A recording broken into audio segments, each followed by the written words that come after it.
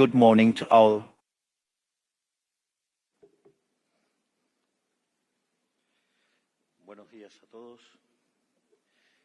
Dear Mr. President of the Republic of Paraguay, my dear friend Santiago Peña. Dear Mr. President of the State of Bolivia, Rodrigo Paz Pereira. Excellent Mr. President of the Eastern Republic of Uruguay, Emmanuel Orsi. Dear Mr. President of the Republic of Panama, José Molina Quintero. Dear Mr. President of the European Commission, Ursula von der Leyen. Dear Mr. President of the European Council, Antonio Costa. Dear Minister of Foreign Affairs of the Federal Republic of Brazil, Mauro Vieira.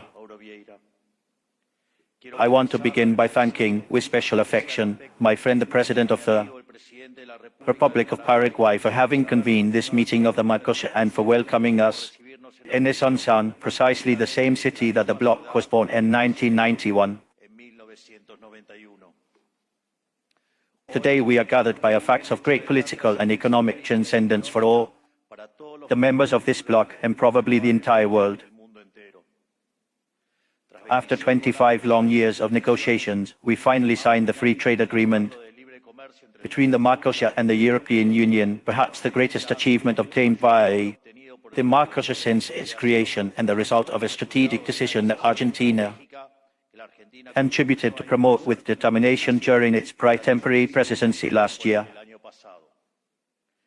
The idea was consolidated that it led the bloc to think of a more open, predictable, flexible and dynamic international insertion materialized in this agreement.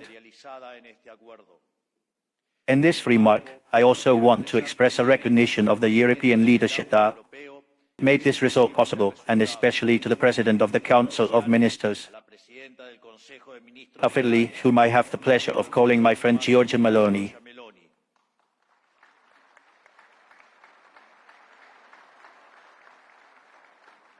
Her commitment and support were decisive for this agreement to be made today.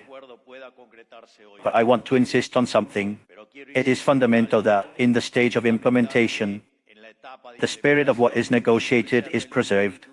The incorporation of mechanisms that restrict that access, such as quotas, safeguards or equivalent effect measures, will significantly reduce the economic impact of the agreement and will undermine the essential objective of it. We have to watch out in our parliaments because this does not happen. The 25 years invested force us to be at the top of this last stage. As a prophet of a dystopian future, Argentina understands firsthand that the closure and protectionism, supported by the rhetoric instead of the results, are the main causes of economic stagnation and the growth of poverty. Our administration was elected to choose the opposite model, the model of freedom. For this reason, Argentina does not stop in this agreement and invites the members of the bloc to go further. The world is moving towards more dynamic negotiation schemes. We have to be aware of this and move in the same direction. Rethinking instruments, accelerating processes and adapting negotiation schemes to the speed of the global economy is a necessity, not an option. In this spirit, Argentina will continue to promote new commercial initiatives with all these partners who share a vision of openness, economy, market and freedom. Together with the finalization of the trade and investment agreement with the United States and the advances in the agreement with Panama, we will continue consolidating negotiations with the bloc with El Salvador, the Dominican Republic and Ecuador. We are also moving forward with determination to conclude negotiations with the United Arab Emirates and expand our presence in Asia through high-potential markets such as Vietnam, India and Indonesia. We will also continue negotiations with Canada and explore new opportunities for agreements based on the interests expressed by Japan in expanding trade.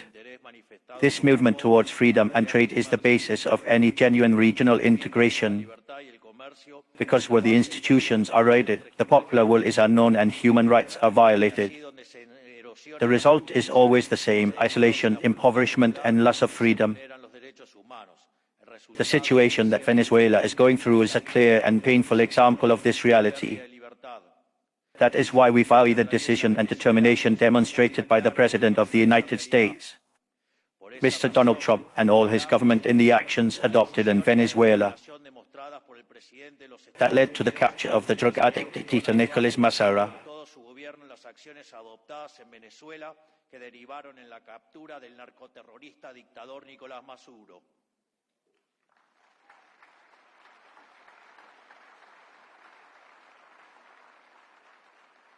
At the same time, we continue to demand the release of the Argentinian citizen Nahuel Gallo, as well as the freedom of all Argentinian political prisoners and of all political prisoners detained arbitrarily and illegally by the regime in open violation of human rights.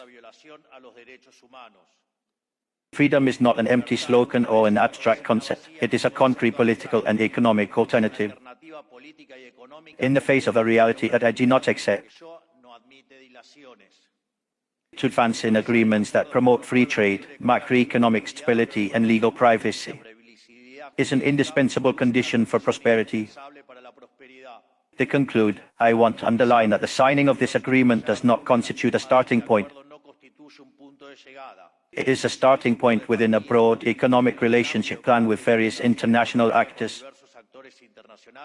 And that is why Argentina will decisively move towards a legislative ratification of the Mercosur-European agreement. In the coming days, I will send the bill to the Congress for its treatment during the extraordinary session. This step will allow to transform international consensus into stable internal rules with democratic backing and legal predictability. We hope that the European Parliament will do its own thing as briefly as possible. In short, we celebrate having achieved a goal, but above all, we are ratifying a course. Argentina chose openness, competition, and integration into the world. This agreement confirms the decision and drives us to go further, with the conviction that freedom, work, and international integration are the way to build a more prosperous Argentina and a more prosperous Mercosur and protagonists on the international stage. Thank you very much to all.